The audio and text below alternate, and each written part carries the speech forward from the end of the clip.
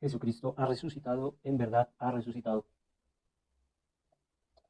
Gloria al Padre y al Hijo y al Espíritu Santo, como era en el principio, que sea ahora y siempre y por los siglos de los siglos. Amén. Mis queridos hermanos, en este camino de Emaús, mis queridas hermanitas, en este camino de Emaús, ya estamos en la mitad de la cuaresma y en este momento nos podríamos preguntar, ¿he aprovechado este tiempo extraordinario que me propone la Iglesia usando las armas, las herramientas que la misma Iglesia me sugiere para acercarme más a Jesucristo en mi experiencia personal con Él? ¿O todo lo contrario? He seguido tal como empecé el año, ocupado de mis asuntos, de mis obligaciones, de mis deberes y responsabilidades, como es propio del cristiano, pero sin dar ese, sin caminar esa milla extra, sin dar esa medida extra, esa ñapa, que es lo que verdaderamente me hace ser hijo de Dios, ser discípulo de Jesucristo, servidor del servidor. Es un buen momento para reflexionar. Y hemos hablado, si queremos mirar en la carta de San Pablo a los Efesios, en el capítulo sexto, en el verso 10, a partir de allí, acerca de lo que corresponde a la armadura del cristiano que nos propone San Pablo haciendo apología de la armadura que usaban los gladiadores, los soldados en el imperio. En este momento ha caído un trueno, ha sonado un trueno, se aproxima la lluvia y en el norte mundial ha cambiado el horario en una hora para conectarnos en sintonía de oración con algunas comunidades. Dice Efesios 10, nos dice San Pablo, por lo demás, fortalezcanse en el Señor con la fuerza de su poder, revístanse con la armadura de Dios para que puedan resistir las insidias del demonio. Aquí San Pablo no nos está hablando de un enemigo contrario, ni de menor nivel. Nos está hablando de el más poderoso de los ángeles, el más encumbrado, el más hermoso, el más iluminado. Mismo que, sin perder esas características, perdió la gracia de Dios y se volvió un desgraciado eterno. Y como tal, usa todo su poder y toda su capacidad y toda su grandeza y su fuerza para que tú y yo vivamos desgraciados y seamos desgraciados eternamente como lo es Él y lo son sus secuaces. Así que, repito, revístanse de la armadura de Dios para que puedan resistir a las insidias del demonio, porque nuestra lucha no es contra enemigos de carne y sangre, sino contra los principados y potestades, contra los soberanos de este mundo de tinieblas, contra los espíritus del mal que habitan en el espacio. No nos llamemos a error. San Pablo nos habla con claridad. Este apóstol de los gentiles, este apóstol que dice, yo llegué al cristianismo como por aborto. ¿Mm? Este apóstol, fiel cumplidor de la Sagrada Escritura, de la ley y los profetas, a partir de esa revelación de nuestro Señor Jesucristo, en donde lo llama a no seguirlo persiguiendo o a que le explicara por qué me persigues, por qué me peleas, por qué haces batalla contra mí y los que son míos. O sea, ¿cuál es tu argumento? ¿Qué es lo que no comprendes? Y por eso vives lleno de odio y de rencor, batallando y batallando y batallando. Para allá. Y San Pablo tiene esa gracia personal a la que nos invita Jesucristo a tener con él. Por eso nos llamó al retiro de Semillitas de Maús y al retiro de Fetá, Revolución Juvenil, Patá, Domus, Naim. Por eso nos llama al retiro de Maús hombres y mujeres, al retiro de Maús sacerdotes, Emaús religiosas, Emaús habitantes de calle, Emaús en las penitenciarías, Emaús en la enfermedad o en la vejez. Por eso nos llama San Pablo, nos llama Jesucristo.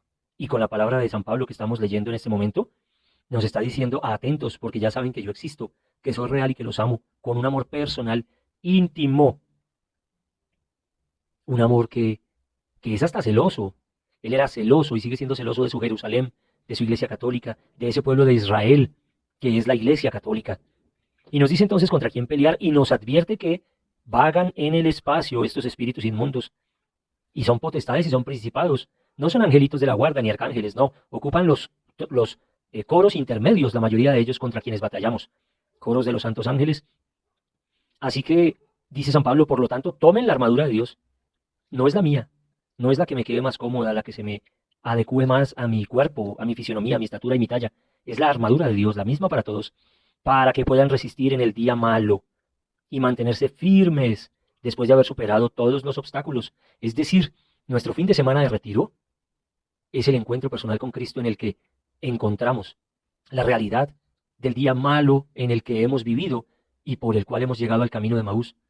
Pero no basta con ese fin de semana, con abrir los ojos y ver claramente aquello que nos oprime, contra quién batallamos y quién es nuestra defensa, ¿Quién es nuestro general, nuestro comandante, nuestro amado Señor Jesucristo, nuestro Dios y Señor?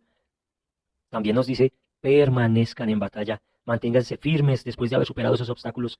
Y es que tú y yo continuamos batallando. Mm, es como un carro, un automóvil que ya está viejito, que ya está con hartos kilometraje, con harto andar, con harto kilometraje, y que ha pasado varias veces por el mecánico, por el concesionario, y de pronto achacadito y todo, pero lo seguimos queriendo y lo seguimos usando, porque nos ha llevado a todo lado solos o en familia. Y le suena una cosa y le arreglamos la otra, y se le daña otra, y si no son las llantas, es una cosa o la otra.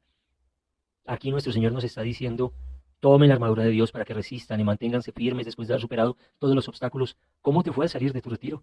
¿Mejoró la relación con tus papitos, con tus hermanos, con tus compañeritos en el colegio? ¿Cómo mejoró tu vida afectiva, tu vida emocional en la universidad, en el barrio, en la parroquia? ¿Cómo estás tú, mi hermanito, con tu esposa y tú, mi hermanita, con tu esposo?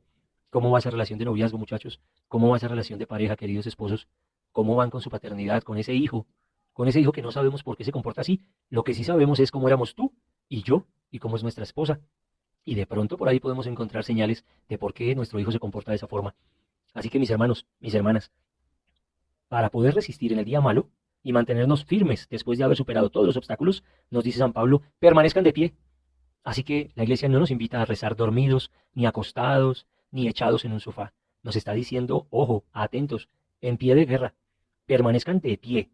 El ser humano no puede estar ni inclinado, ni subyugado, ni postrado ante las banalidades del mundo. El bautizado, el Hijo de Dios, debe pararse como un heredero del reino. Y lo primero que nos menciona, que ya hemos hablado en otros videos, es permanezcan de pie, calcen sus pies con el celo para propagar la buena noticia de la paz. ¿Te acuerdas que ya en otro video empezamos a hablar del camino y de los pies, del uso que le íbamos a dar? Pues ahora nos está diciendo, cíñanse con el cinturón de la verdad, cíñanse con el cinturón de la verdad.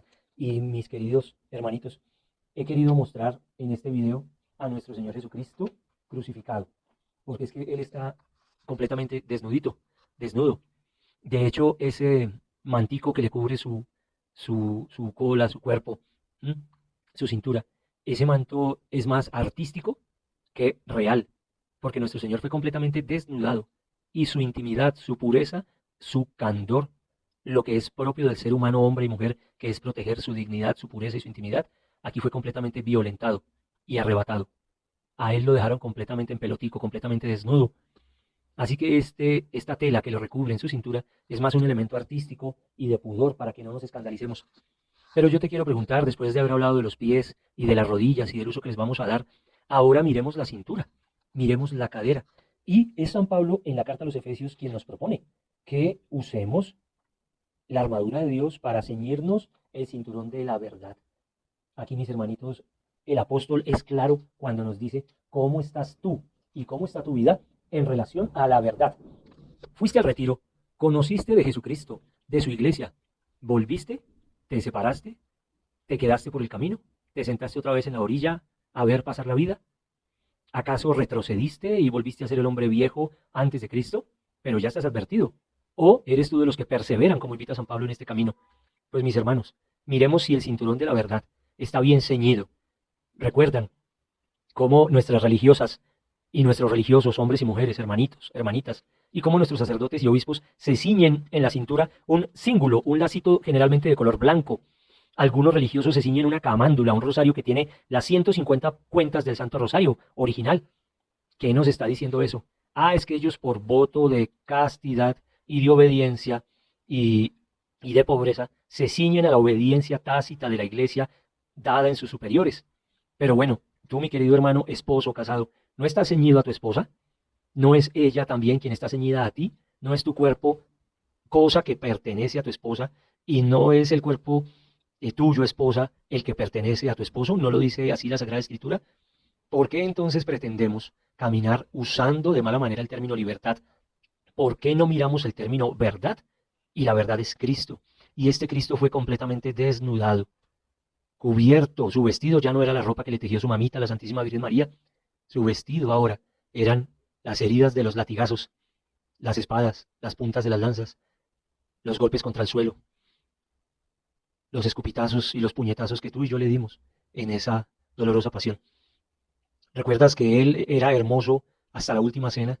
bello, resplandeciente, consagrando su cuerpo y sangre, pero acto seguido, cuando sube al Getsemaní a orar, su rostro se transfigura y queda completamente demacrado, irreconocible. Los 3 discípulos que estaban dormidos en vez de estar orando no lo reconocieron, y no era por su sueño pesado, ni por la noche oscura, era porque Jesús, en esa angustia existencial que experimentó esas 3 horas de agonía y de oración en el huerto de Getsemaní, en el huerto de los olivos, quedó irreconocible. ¿Cómo estamos tú y yo en relación con la verdad? Porque en ese momento, terminada la oración, vámonos, porque esto sigue. Llega la turba, llega Judas y los judíos y los romanos y unos pocos mirones de por ahí, y a él lo amarraron con lazos, con cadenas, en sus manos, en sus pies, en su cuellito y en su cinturita. A él lo amarraron peor que a un animal. Tú y yo hemos visto vaquitas con esa argolla que le ponen en la trompa y las llevan, los ganaderos las llevan de un lado al otro. O hemos visto los lazos con los que llevamos a los perritos, a los gatos, a los caballos, en fin. A Jesús lo prendieron de donde podían prenderlo con tal de humillarlo hasta el extremo y hacerle daño. Mi hermanito, con un lazo le ataron su cintura, lo forzajearon, lo jalaron, le rasparon su pielecita, le hicieron salir sangre y lo desnudaron completamente. ¿Cuál es tu verdad, hermanito y hermanita de Maús? ¿Cómo vives la verdad de tu vida? La verdad del Evangelio, la verdad que es Jesucristo para ti y para toda la humanidad en toda época, en toda cultura, en todo tipo de gobierno, en todo tipo de régimen y en todo tipo de economía.